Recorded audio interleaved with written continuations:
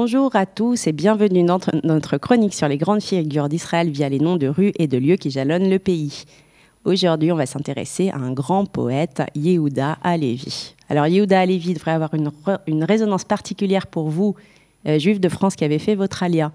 Parmi les mots les plus connus de cet immense poète espagnol résonne ceci: « Mon cœur est en Orient et moi, je suis aux confins de l'Occident ».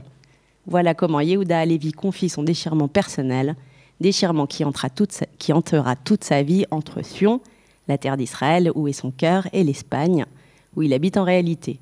Cet amour d'Israël où il ne vit pas signera son œuvre, et ses poèmes mis en musique sont aujourd'hui chantés dans les communautés juives à travers le monde entier. Alors on sait peu de choses sur la vie personnelle de Yehuda Halevi, mais il serait né à Tolède en 1080. Il a passé une enfance heureuse dans une famille aisée et très cultivée, et son éducation se fait en hébreu et en arabe. À Tolède, le jeune homme passe son temps dans l'étude approfondie du Talmud.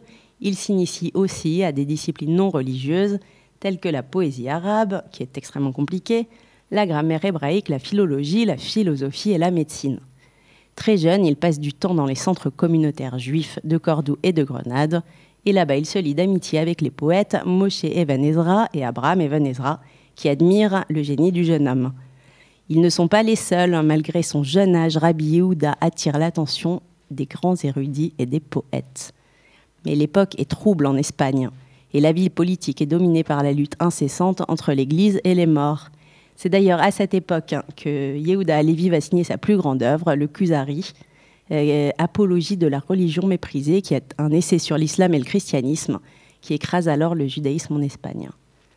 À la recherche de la paix et de la tranquillité, Yehuda Halevi va émigrer en Andalousie, une province espagnole que les chrétiens n'ont pas encore conquise. Il devient rapidement célèbre en Espagne comme poète et il complète ses revenus de poète avec la médecine qu'il a aussi étudiée. Il voyage beaucoup, partout il est célébré, en Afrique du Nord, en Égypte et dans le sud de la France. Bref, la vie est belle, mais l'appel d'Israël ne le quitte pas. Toute sa poésie est imprégnée de l'amour qu'il ressent pour Sion, et il écrit en tout quelques 800 poèmes, dont les célèbres Odes à Sion. Car Halevi est un romantique. Au fur et à mesure que les années passent, son désir de se rendre en Terre Sainte devient de plus en plus lancinant. Ses amis, sa famille essaient de l'en dissuader. Pourquoi quitter une vie rêvée, remplie de satisfaction et d'horreur pour l'inconnu complet? Mais rien n'y fait.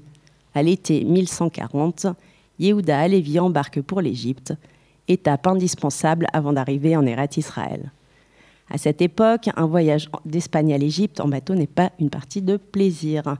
D'ailleurs, pris dans une tempête, Halevi compose un émouvant poème qui se termine ainsi: « Sont-ils revenus les temps des déluges? Suis-je au tombeau? Plus que le ciel, l'arche et l'eau, et l'océan est en colère. Mais mon cœur est joyeux, car je vais au pays du temple saint et je m'approche de Dieu. » En septembre 1140, Yehuda Halevi débarque à Alexandrie, où il est accueilli par un ami, riche commerçant, qui lui organise spectacles et réceptions. Il passe les mois d'hiver en Égypte, où on le dissuade encore d'aller en Israël. À l'époque, la terre est aux mains des croisés venus d'Europe et furieusement hostile aux Juifs. Mais Halevi n'en démord pas. Au printemps 1141, il est prêt à embarquer. À ce stade, on ne sait pas précisément ce qu'il s'est passé, mais deux versions s'affrontent et on va retenir la plus romantique, à l'image du poète. Yehuda Halevi réussit à arriver jusqu'à Jérusalem, où, courbé devant les murailles imposantes pour en embrasser les pierres, il aurait été piétiné à mort par un cavalier arabe au moment même où il rédigeait l'un de ses plus célèbres poèmes consacrés à Sion. À demain.